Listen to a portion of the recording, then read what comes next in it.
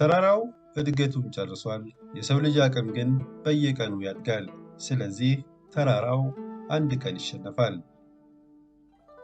የዓለምን ሕዝብ መጠን በቁጥር ከለካነው እርግጥ ነው ብዙ ተብሎ ይገለጻል። የብዙዎቻችንም ሚና ቁጥርነት ብቻ ይሆናል።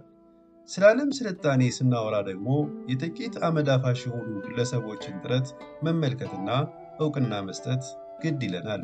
በእርግጥ ብርሃንን ለሰጡን ሰዎች አንዲት ቅንጣት የሕይወት ወገግታን ሳንሰጣቸው ጨለማ የሆነ ሕይወትን እንዲኖሩ ማስገደዳችን የዚች ዓለም ሐቅ ነው።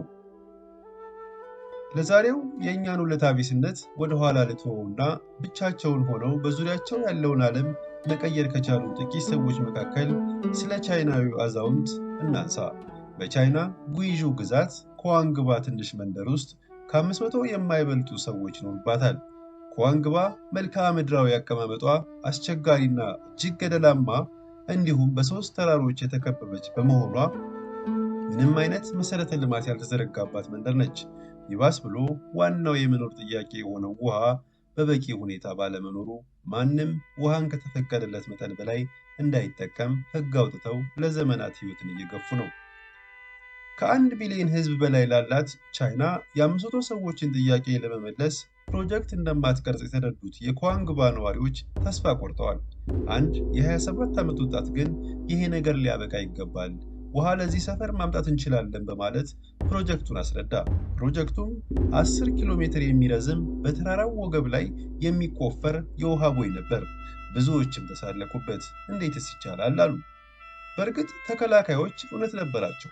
ቦዩን ለመቆፈር 300 ሜትር በሚረዝም ገደል ላይ በገመድ ተንጠልጥሎ መቆፈርን ይጠይቃል። ይህን ለማድረግ ደግሞ አንዳች የፈጣሪን ታምር መጠበቅ ያስመኛል። እሱ ግን ተራራው እድገቱን ጨርሷል፣ የሰው ልጅ አቅም ግን በየቀኑ ያድጋል። ስለዚህ አንድ ቀን ተራራው ይሸነፋል አላቸው። ይህን ሐሳብ የተቀበሉት ወጣቶችን አስተባብሮ በአውሮፓውያኑ የዘመን አቆጣጠር 1959 ላይ ቁፋሮውን ጀመረ።